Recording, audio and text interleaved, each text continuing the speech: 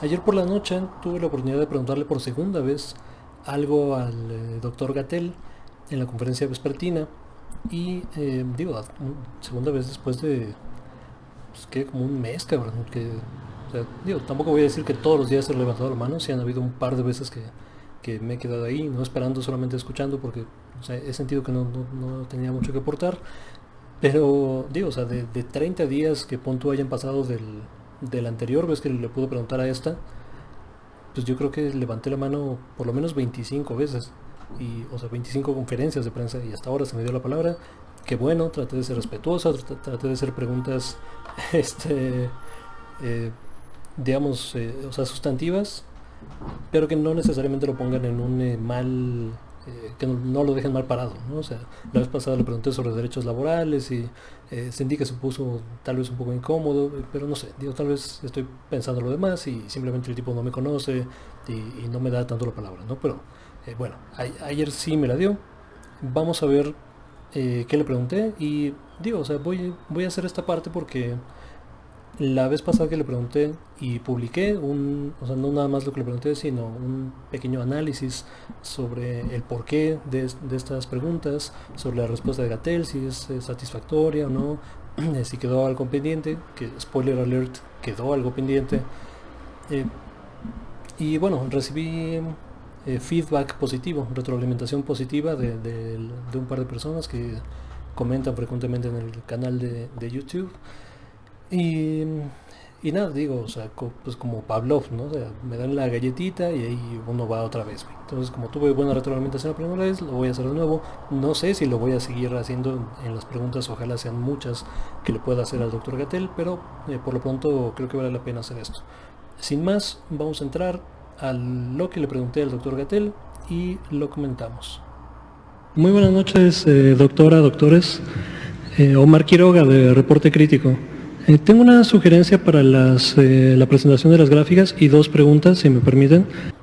Por cierto, recorté la parte de la sugerencia porque es algo cosmético, es parte de la presentación y no creo que valga mucho la pena comentarlo acá. Las preguntas, la primera sería sobre el estado del arte de la afectación que tiene el nuevo coronavirus sobre los órganos, digo particular, pero no exclusivamente a los pulmones, porque en los primeros meses de la pandemia se publicaron en algunos medios reconocidos el potencial daño profundo que puede tener y tal vez hasta permanente. Y la segunda pregunta sería sobre las gráficas que han estado presentando últimamente que en las que se nota pero una disminución pronunciada en la tasa de mortalidad, que es una noticia que llama poderosa y gratamente la atención. Y me gustaría saber cuál es la interpretación técnica de esta cifra, de esta reducción de incluso alrededor de 30%, o sea, que lo cual es ¿no? Impresionante. O sea, ¿a qué se debe esta disminución? Si se están enfermando personas con menos comorbilidades, si se está haciendo algún otro tipo de tratamiento, la dexametasona, ¿no? Me suena como algo que sucedió en este intervalo, si eso podría interpretarse como tal, o cuál es su impresión al respecto. Muchas gracias. Digo, el origen de las preguntas, uno es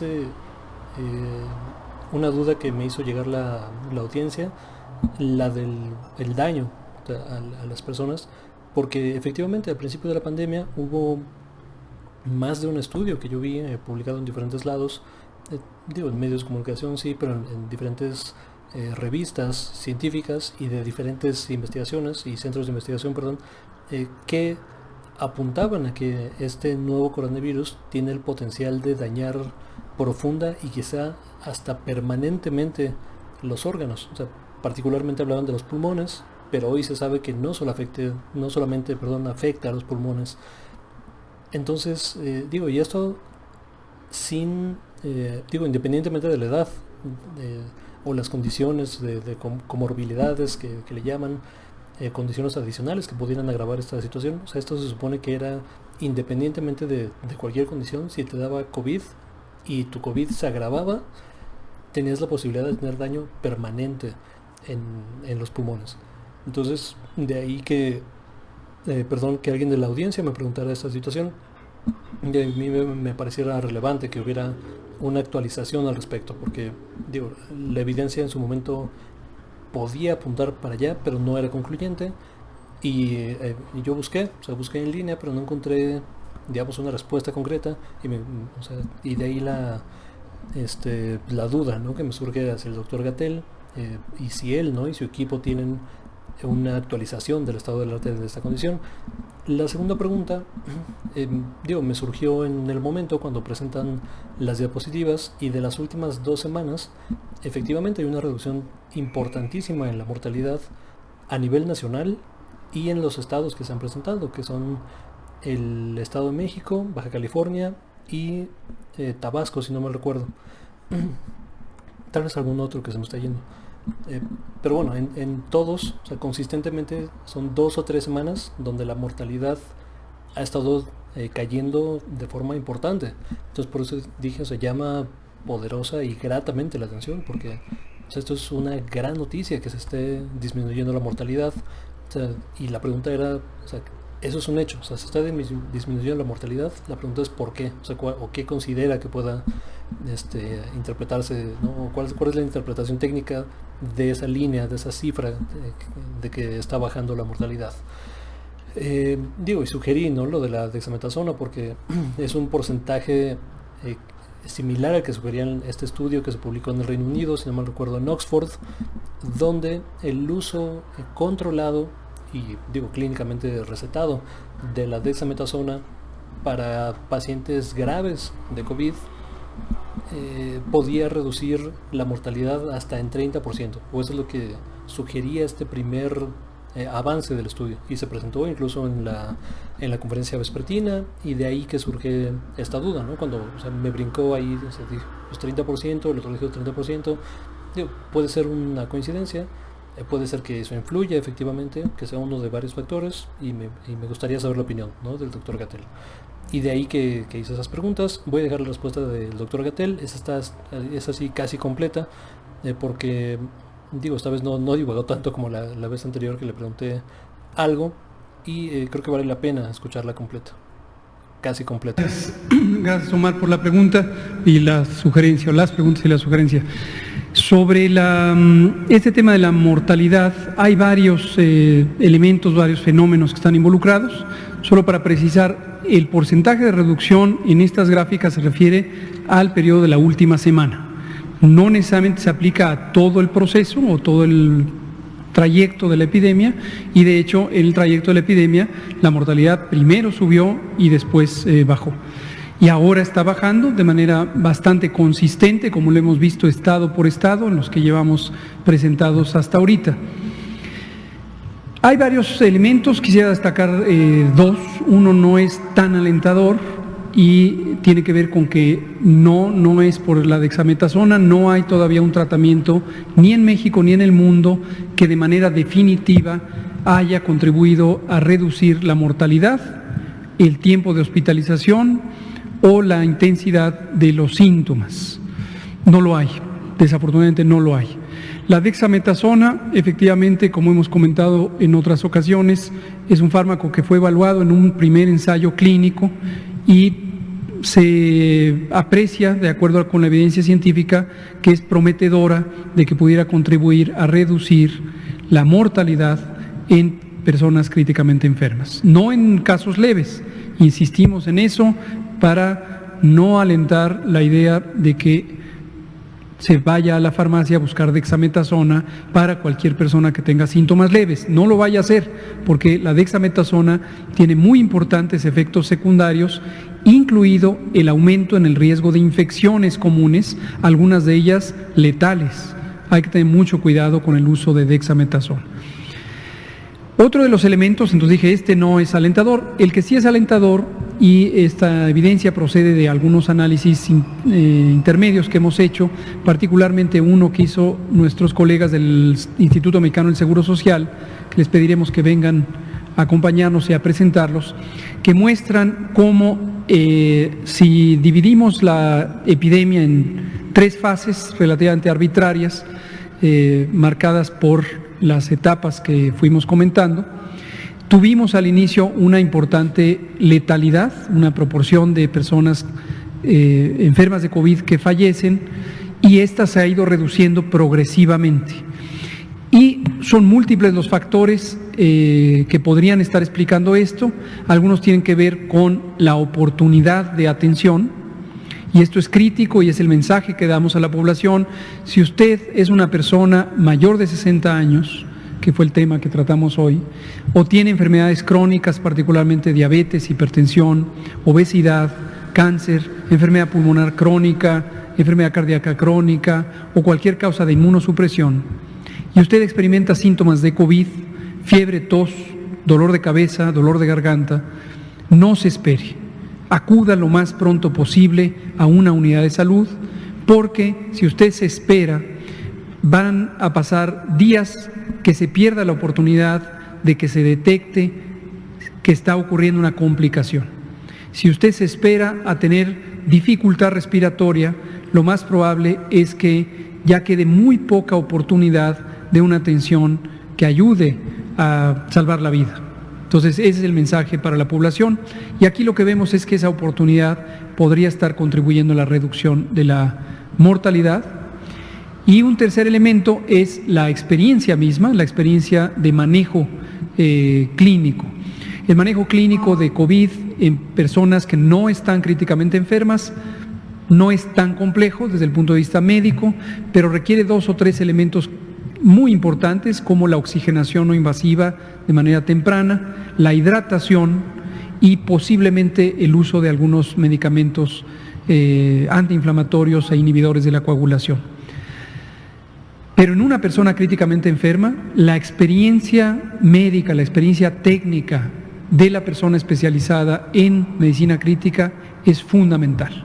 Regular los parámetros de los ventiladores mecánicos, rotar físicamente a las personas enfermas, la regulación de lo que médicamente llamamos la hemodinamia, que es toda la regulación de la circulación sanguínea, son, entre otros muchos, elementos que necesitan un muy fino detalle de cuidado.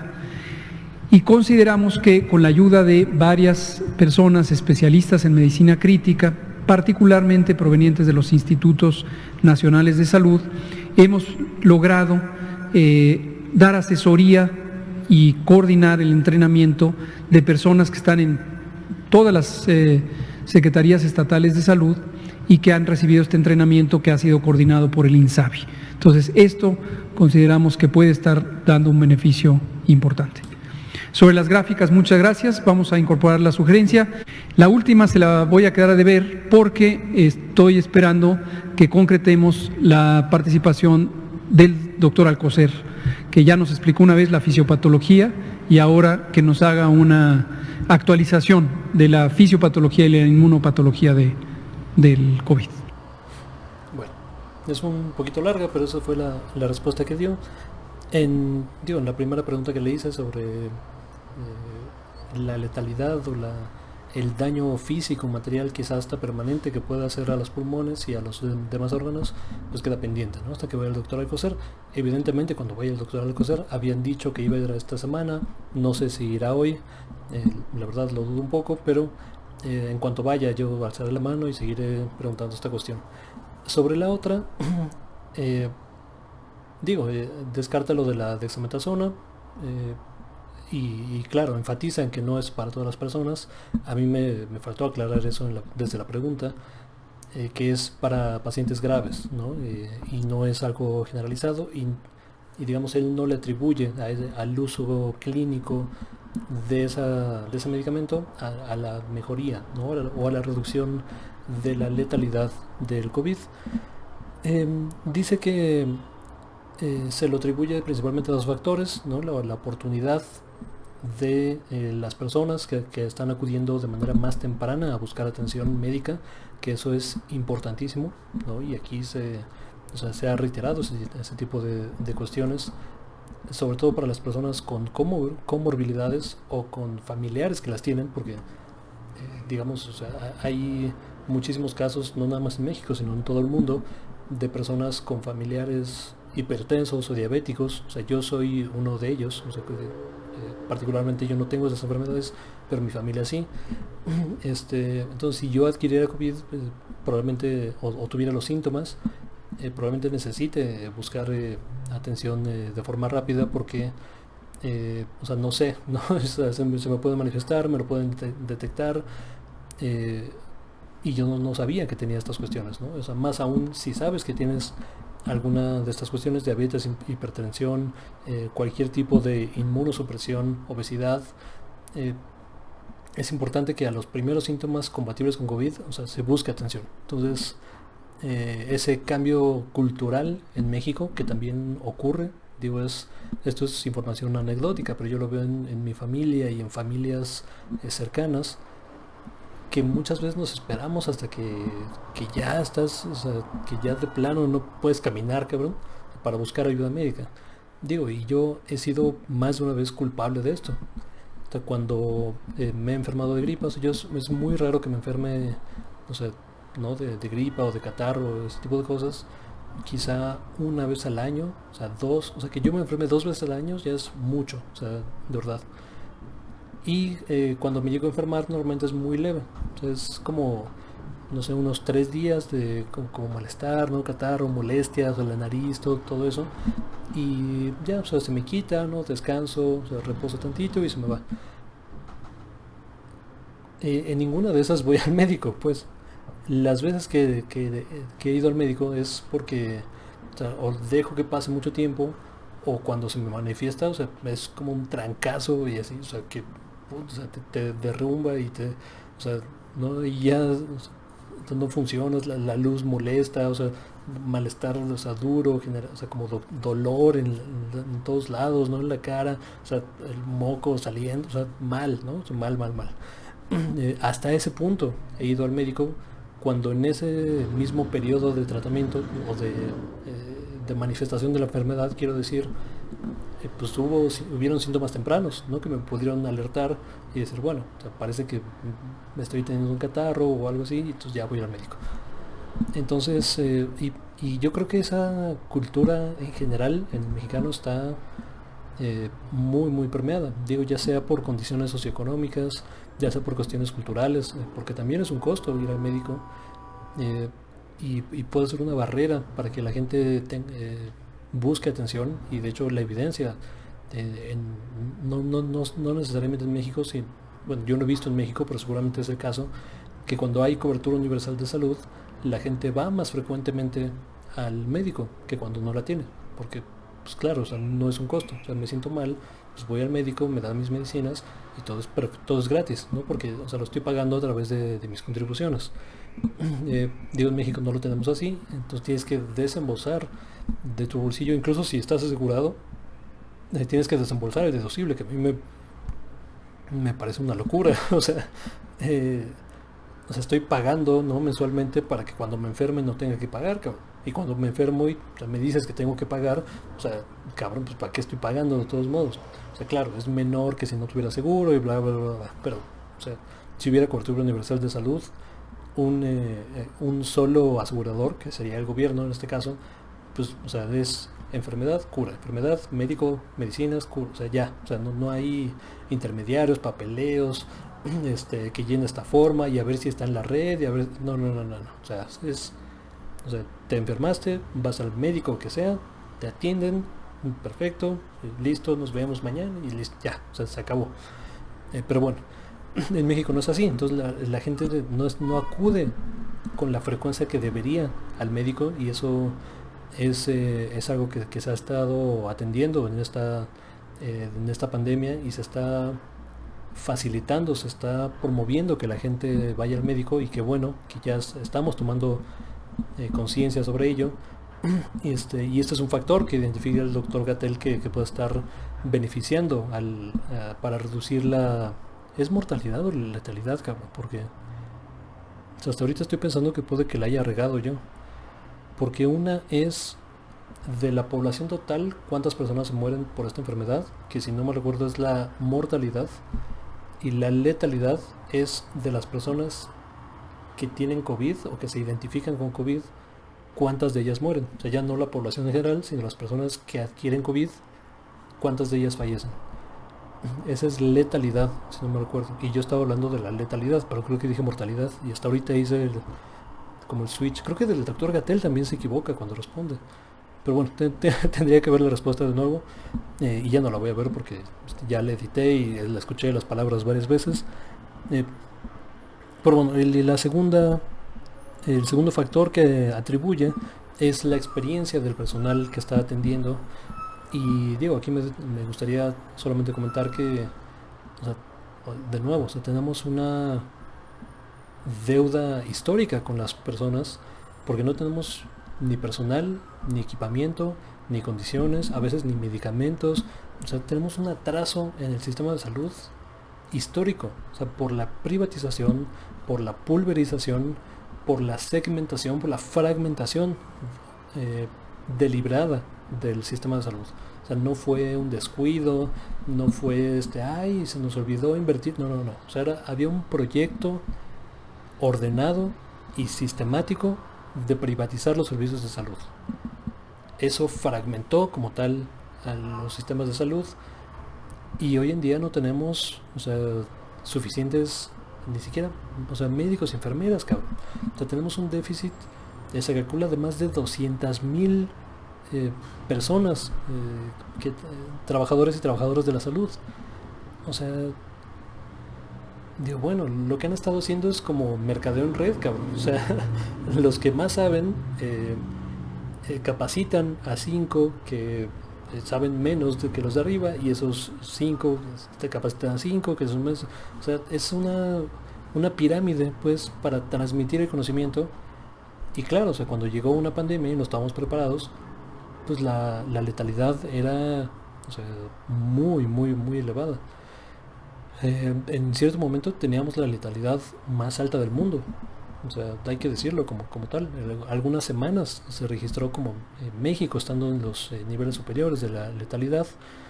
Pero bueno, son grandes noticias que hoy exista más experiencia en el tratamiento tanto ambulatorio como crítico de COVID. Y esto es algo notable, algo que hay que destacar, sobre todo en los resultados. O sea, si bien los números siguen creciendo, si bien tenemos más transmisiones, tenemos más contagios, tenemos más recuperaciones también, hay que decirlo, pero el poder reducir la letalidad es algo que siempre será deseable. O sea, siempre. Y además reducciones tan drásticas, o sea, reducirlo 30%, creo que la semana pasada eran 20%, o sea, tú ves la curva y efectivamente, o sea, primero fue para arriba, y hoy está en un franco descenso. Ojalá que siga descendiendo y que se sigan salvando vidas gracias a la experiencia del heroico personal de salud, honestamente, y que se les retribuya como tiene que ser, porque ellos y ellas son los héroes y heroínas que están al frente de la línea de batalla, protegiéndonos a todos y a todas de esta pandemia. Pero bueno, coméntenme si esto es algo útil, que yo ahonde un poquito más sobre las preguntas y respuestas que le hago al doctor Gatell. La primera vez tuve comentarios positivos. Cuéntenme si esto es útil, si lo dejo de hacer, cualquier cosa. Con mucho gusto acá se comenta, se lee, siempre leo todos los comentarios, por ahí platicamos, y lo mismo, ¿no? Suscripción, campanita, toda la cuestión que se supone debo decir al final de los videos. Muchas gracias por ver, y esto ha sido y seguirá siendo Reporte Crítico.